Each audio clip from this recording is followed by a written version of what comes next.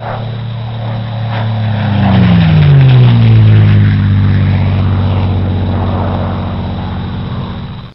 good afternoon. So as promised, I thought I'd do a quick video on the dreaded Zinc Pest. So I recently acquired this Tornado and as you can probably see, it's basically falling to bits now. When I bought it, it looked okay, but when it arrived there was some serious issues with it in terms of swelling on the body and some paint cracking as well. So I thought I'd do a little bit of a video talking about the dreaded Zinc Pest that's managed to actually hinder quite a few of Corgi's aircraft over the years. So I'm just going to show you sort of some of the first signs to look for. So the first thing you need to look for if you think you've got a Zinc Pest is this cracking on top of the aircraft here. I don't know if you can see that. I'll try to zoom in. So generally the paint starts to crack quite considerably. The wing seems to be okay at the moment, albeit it's not aligned and whatnot.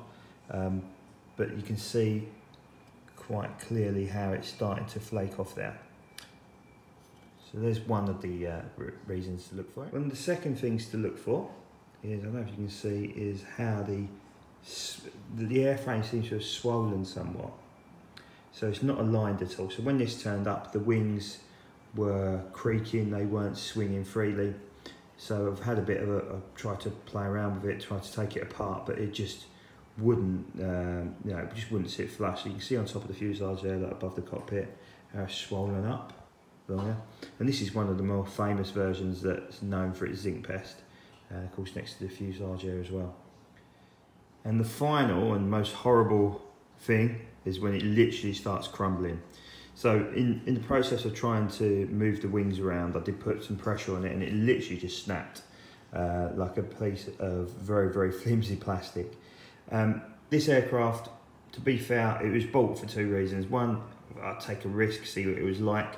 But two, if all things did go to pot, I'm going to use all the other bits to basically recondition a couple of my Tornadoes because we've got a full undercarriage set and weapons in there. I need a nose cone for my Royal Air RAE Tornado, Raspberry Ripple Tornado, and I need a cockpit for another Tornado as well, which I bought. So it's not going to go to waste in any shape or form, but it's a real shame that a lovely looking aircraft like this is so problematic, really. I've never seen a decent one on eBay actually.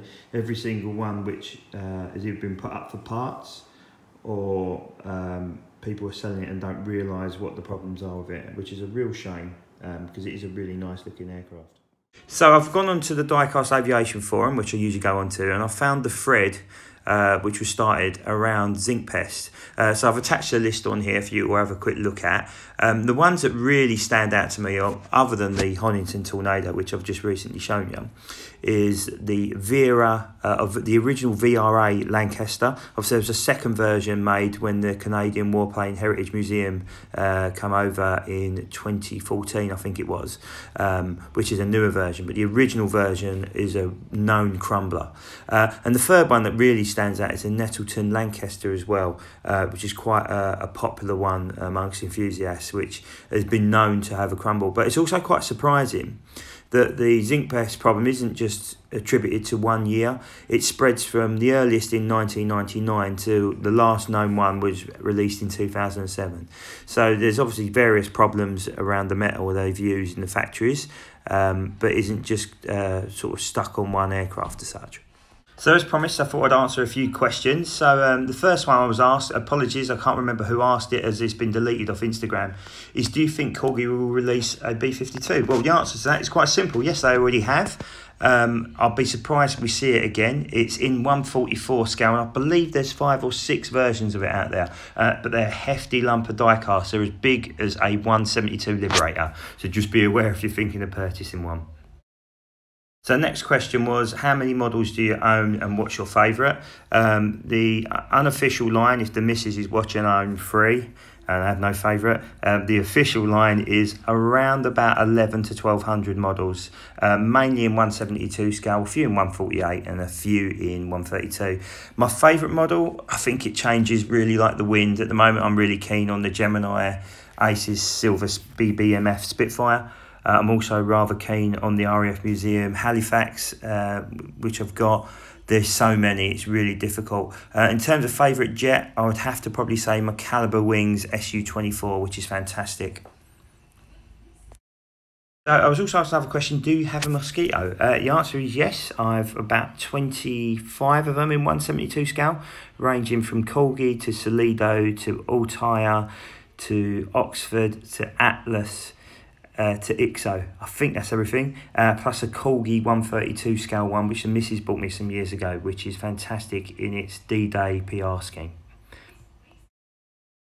So, what's the most expensive model I've bought? So, the most expensive model I've bought, it's probably actually been bought for me by the missus, was the first Corgi 172 Sunderland, which is over 100 quid. I don't go too mental. I mean, there's some Model Works Phantoms and stuff out there that go for silly money, like £300 plus. But realistically, I try and cap it and try and get a bargain. So I think for me, there's nothing more satisfying than getting the bargain, like I did the other week at the RAF Museum with the Sunderland and the Dornier 17. I think the most valuable in the collection, though, will probably be the Calibre Wings Su-24.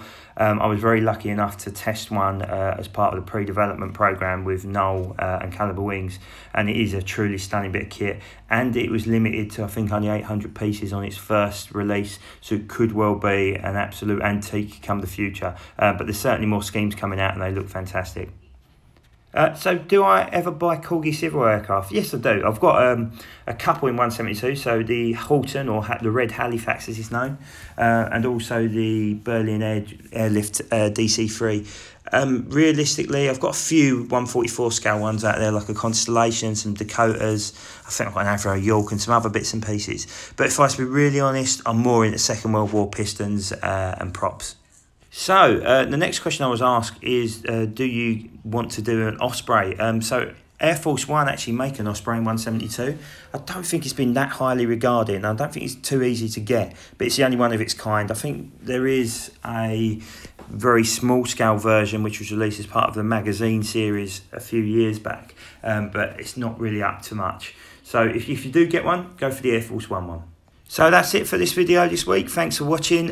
Thanks for all the love on Instagram. As always, we're about to hit 6,000 followers, which is beyond our wildest dreams. We never thought we'd ever even get 100. So thank you for all your love over the previous weeks.